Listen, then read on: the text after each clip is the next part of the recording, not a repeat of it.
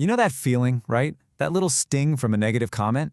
It can really suck. But what if you could actually use it? What if that sting could be turned into strength? Well, that's exactly what we're going to break down in this explainer. How you can transform all that negativity from a roadblock into pure rocket fuel for your success. Let's get into it. I mean, we've all been there. You're on top of the world, feeling great, and then, bam, one little comment just sends you spiraling. It can totally hijack your entire day. But here's the thing, it only has that power if you give it that power. So what if you could take it back? Okay, first things first, we've got to get real about what we're up against. Understanding the true nature of negativity, well, that's the absolute first step to mastering how we respond to it. Here's a fundamental truth you just have to accept. A life completely free of negativity? That's a fantasy. It's going to show up, one way or another. So the game isn't about avoidance, it's all about control. The real power comes from realizing that you, and only you, get to decide how much their words actually matter. Okay, listen up, because this is probably the most important mindset shift you can possibly make. When someone directs hate your way, you have to remember this. It's almost never really about you.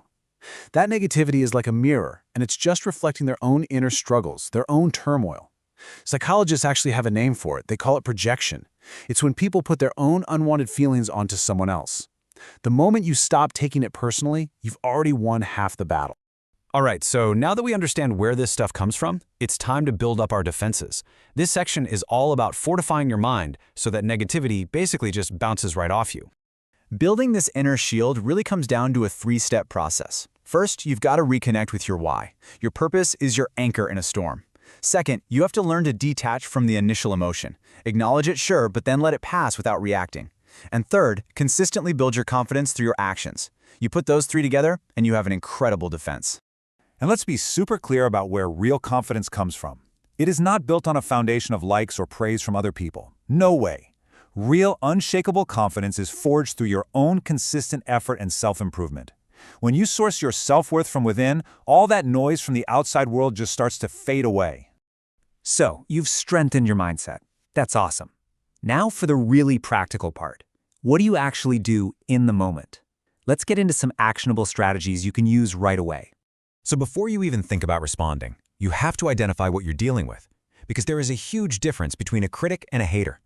A critic wants to help. They give specific, actionable feedback that's about your work. A hater, on the other hand, just wants to hurt.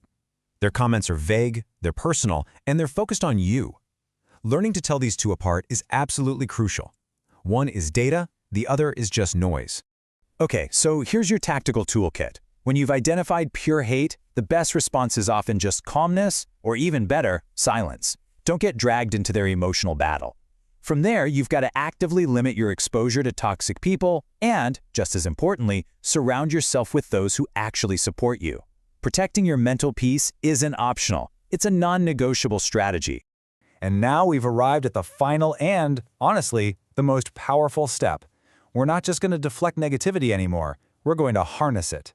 Let's talk about how to turn their hate into our fuel.